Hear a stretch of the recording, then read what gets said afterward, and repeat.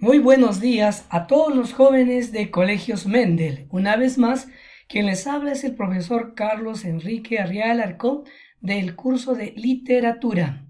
El día de hoy hablaremos referente a la literatura de la conquista y los cronistas de uno de los más grandes cronistas indígenas de nuestro suelo peruano. Estoy hablando de Huamán Poma de Ayala y su nueva crónica y buen gobierno.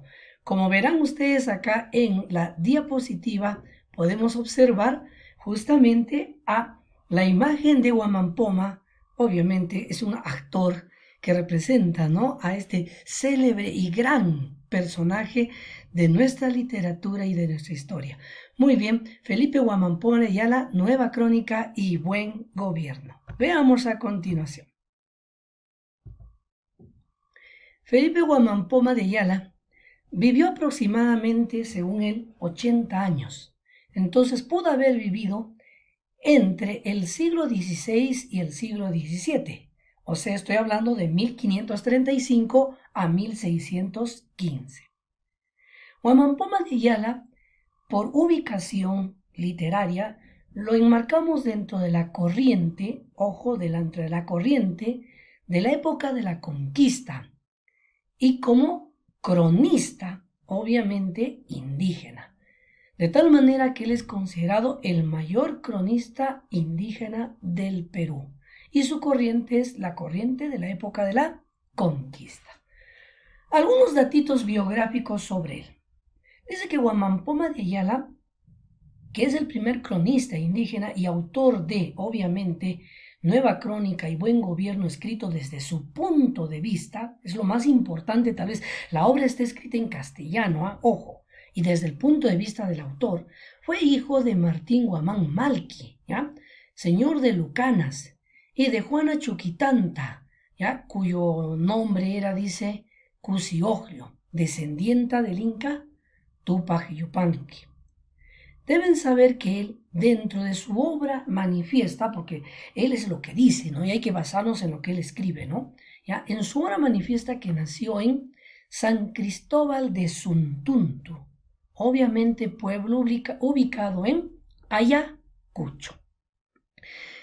Debo de hacerles saber que él era un indio aculturado, lo que digamos llamarían un ladino. Indio que vivía en ciudad, vestía como español, había aprendido a leer y escribir, y por ende se dedicó a la enseñanza de la lengua castellana de los indígenas, ¿ya? Obviamente que gracias a esto, a su conocimiento, le permitió escribir pues, su nueva crónica en 1600 y su buen gobierno para 1615, donde obviamente él muestra las injusticias que cometían los encomenderos y los funcionarios de la corona, que cometían contra los indios, y esto ha sido ilustrado con dibujos en blanco y negro. Huamán Poma de Ayala también deben saber que fue desterrado 2 veces, ¿ya? Y fue desterrado por el corregidor de Lucanas y por el corregidor de Huamanga, debido a ciertas situaciones que se presentó en su vida por las disputas de tierras que tuvo fundamentalmente con los chachapoyas. Deberían ustedes de saber que él, que tenía, digamos, un linaje noble, lamentablemente los orígenes de su familia, y entiéndase, orígenes, entiende, ¿no? Origen, o sea, su familia, dice, era originario de los Yarovilcas de Huánuco, pero por ser mitimaes o mitmacunas, que eran indios trasladados para colonizar y para enseñar e instruir, su familia fue llevada pues a Ayacucho. Entonces, lamentablemente, muchas de las tierras que él tenía en Ayacucho las perdió en las disputas que tuvo con los chachapoyas, porque mucha gente lo miraba como una persona no originaria de la zona, lo cual le valió tener mucho resentimiento y mucha tristeza, y que él lo comenta dentro de su obra, ¿no?, de los problemas que ha tenido justamente por la tenencia de las tierras, pero sin dejar de contarnos un poco de la historia desde las épocas pre-incas, incas, obviamente hasta el momento de la conquista y el virreinato. Huamán Poma, no se olviden, es el más grande, el mayor cronista indígena del Perú. A continuación, veamos su nueva crónica y buen gobierno. Como mirarán ustedes, acá hay foto de la portada y vean, está escrito en ese castellano de aquellos siglos XVI y XVII y dice, ¿no? El primer, nueva, crónica y buen gobierno, compuesto por don Felipe Guamán Poma de Ayala. Y como ven, Guamán lo escribe con G y Ayala no lo escribe con la Y, sino con la I latina, ¿no? Como ven ustedes, en aquel tiempo, lógicamente, él estaba escribiendo acorde con el español que se usaba en aquellos siglos XVI y XVII. Muy bien, características de su obra. Observemos, dice, el manuscrito original consta de aproximadamente 1179 páginas.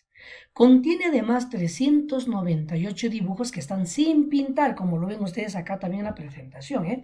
Esta iconografía nos ilustra desde la creación del hombre, desde el punto de vista cristiano, por cierto, la cultura inca, la conquista española, las autoridades indígenas y también españolas, la explotación y los abusos cometidos contra los indios y obviamente la destrucción de la cultura andina. ¿Dónde fue encontrado esta obra maravillosa? Fue encontrada en Dinamarca entre 1908 y 1909 en la famosa Biblioteca Real de Copenhague por Richard Pietzmann, quien era pues director de esta biblioteca. En aquellos tiempos, chicos, porque a veces uno se pregunta, ¿y qué hacía en Dinamarca? En aquellos tiempos, en aquellos siglos atrás, los daneses eran aficionados a coleccionar textos y libros hispánicos. O sea, no se sorprendan que haya sido solamente la Nueva Crónica la única que se ha encontrado allá en Dinamarca. Hay otros textos también hispanos que han sido hallados allá, por si acaso. Muy bien, sigamos. La obra se terminó, dice, según evidencias internas, hacia 1615. Bueno, normalmente muchos dividimos la obra en dos por el título, ¿no? La Nueva Crónica y el Buen Gobierno, y que fue terminado en 1615, año en el cual también no sabemos nada de él ya, ¿no? Muy bien, dice que tiene, ojo, a forma de una extensa carta, acuérdate de eso, carta, dirigida al rey de España Felipe III, dirigido a Felipe III, no se van a olvidar. La obra está escrita en castellano oral, mira, oral, o sea, como hablaban, ¿no? Oralmente, de los siglos XVI y XVII. Y el empleo de muchos términos quechuas, ojo, usa quechua, y también algunas alusiones en aymara.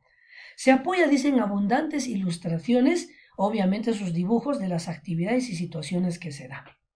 La obra tiene un valor histórico, cuyo objetivo es retratar la realidad andina y solicitar a la corona española una reforma en el gobierno. Pero además del valor histórico, también está el valor literario. Y literario porque tú sabes que dentro del relato hay elementos, ojo, de la imaginación propia del autor. Hay elementos incluso narrativos, frases, expresiones, incluso el uso mismo de la lengua y la forma como lo usa. Tanto castellano, quechua y un poco de aymara. Entonces encontramos también un valor literario. Si bien es cierto, primero histórico, luego encontramos un valor artístico literario. Muy bien. ¿Y qué le preocupa en esta obra? Una de las cosas que él hablaba y le preocupaba no solo era la destrucción de la cultura andina en manos de los invasores, sino también le preocupaba el mestizaje que se estaba dando porque los indios estaban abandonando el campo, huyendo de la explotación y se estaban yendo a las ciudades y donde por supuesto ya se estaban entremezclando con otras razas produciéndose un mestizaje que a él le preocupaba muchísimo sobre la cultura andina. Muy bien, sigamos. Ruta y razón del título. Bueno, ahí dice, posible recorrido de la obra. Según Raúl Porras Barrenechea, la obra debió haber salido en 1615 de un pueblo de Ayacucho, ¿ya? Llamado Santiago de Chipau, en Lucanas. La obra debió haber sido llevada a la corte virreinal de Lima, y de la corte virreinal de Lima debió haber sido enviada a España, pero en España llegó a formar parte de la biblioteca del famoso conde duque de Olivares, de tal forma que nunca llegó a manos del rey Felipe III, y luego fue adquirido por un diplomático llamado Cornelius Pedersen Lerche, diplomático danés que terminó llevándose posiblemente la obra a su país, que era Dinamarca. Y así es como la obra terminó en Dinamarca y una biblioteca, pues que fue la de Copenhague. Al menos eso es un supuesto de la ruta que debió haber seguido la obra. Sobre su título, analicemos el título, Nueva Crónica. Recuerden que cuando dice nueva, eso de nuevo hace alusión a una nueva perspectiva de la conquista de nuestro país desde el punto de vista andino, o sea, desde el punto de vista de los conquistados. Por eso hablamos de una nueva. ¿Ya? ¿Y por qué buen gobierno? Tú sabes que eso de buen gobierno es una suerte de ironía, porque las cosas no estaban haciéndose bien. Entonces, ahí es donde hace una denuncia sobre los abusos cometidos por las autoridades españolas en la colonia y plantea un plan de gobierno recuperando, dice, ciertas estructuras económicas y sociales de la sociedad andina. Aunque eso sí dice, ¿no? Él dice, pero sí, reconozco, dice, ¿no? Y reconócese como un buen cristiano y reconoce la autoridad de ¿quién? Del rey de España. Eso sí queda claro. Denunciará los abusos, pero reconoce al rey. Muy bien. A continuación, periodización y tipología de la obra. Miren, sobre la periodización y tipología de la obra, dice que la obra podríamos dividirla en tres partes, ¿no? Una primera estaría enmarcada donde él narra el origen del mundo, la creación del hombre, afianzándose sobre todo en la creencia de la cultura occidental. O sea, habla de Adán y Eva, por si acaso. También emplea referentes europeos para explicar la duración de las edades. Él divide 5 edades al estilo europeo, ¿ya? Bueno, eso es en la primera parte. En una segunda parte de la obra, bueno, se pone pues, a partir de la primera, ¿no? Surge, ¿no? Que se pone a explicar las funciones de una serie de personajes, ¿ya? En cierta forma, cronológicamente. Por ejemplo, tenemos a los capitanes de cada región, ¿no? Los cargos, las calles, los meses y sus nombres, ¿no? Los tiempos de creencias idolátricas de cada región y todo eso. Esto en una segunda parte. Y en una tercera parte, o englobaría pues todo lo que corresponde a la llegada de los españoles a tierras americanas y por supuesto también lo que implicó la conquista y la creación del virreinato. Eso sería una posible división de 3 que haríamos de la obra La Nueva Crónica y Buen Gobierno. Muy bien. A continuación quiero que observen un dibujo que denuncia justamente la explotación indígena que hacían los españoles, ¿no? Y las autoridades en general de aquellos tiempos. Obsérvese el dibujo, por favor, mira, ahí está el indio, dice todavía ahí, pobres de los indios, de 6 animales es acosado, dice, ¿no? Observen el indio, mire, animal 1, ¿no? Animal 2, animal 3, animal 4, animal 5, animal 6. Y observen, miren el detalle. ¿Cuál? Que el dibujo está complementado por escritura. De tal manera que entre escritura y dibujo hay una conexión, una unión firme. ¿Me están oyendo o no? Obsérvese que a cada animal incluso lo cita con su nombrecito. Ahí mira acá, a este por ejemplo le dice sierpe, acá está, mire, dice sierpe, ¿no? A este de acá por ejemplo le dice león, ¿no? León. Pues acá al costadito está una explicación ya obviamente recogida de esta misma página. Mira lo que dice en el dibujo 272, que es el que ustedes están viendo, dice 6 animales que los pobres indios de este reino temen porque eran sus explotadores. Por ejemplo, la serpiente, que está ahí arriba, es el corregidor, el más abusivo, ¿no? Luego está, obviamente, el tigre, y ustedes ven que el tigre es el español del tambo, ¿no? Tenemos al león, y el león es el encomendero. La zorra, mira, la zorra no es más que el sacerdote que adoctrinaba a los indios, pero que era pues terriblemente astuto, ¿no? El gato, mira, el gatito también aparece y el gato viene a ser el escribano, ¿no? Casi tiene uñas también para jalar lo suyo. Y por último está el ratón, y no es más que el cacique. Y ahí están los 6 animales a los cuales temía el indio, porque justamente eran los que de alguna manera abusaban y explotaban a los indios. Como ven ustedes, la obra no solamente es escritura en castellano y con un poco de quechua y aymara, sino también está completamente ilustrada con 398 imágenes que describen no solamente prácticas y costumbres, sino también el abuso y la explotación que cometieron los españoles. Muy bien, chicos. Hablemos de un fragmento, un pequeño trozo de la obra. Dice capítulo 6, el capítulo de los ingas. Así ya como está, porque está como él lo escribió. Leamos cómo era. Mira, acá lo que hay que rescatar es cómo era el español que él utilizaba, que si bien es cierto no tenía un gran dominio de él, pero para ser indio y haber aprendido a leer y escribir, a utilizar español, a utilizar quechua y aymara, demuestra que fue un hombre, a pesar de todo, muy formado. Muy bien, leamos el fragmentito, mira lo que dice. Mango Cápac Inga.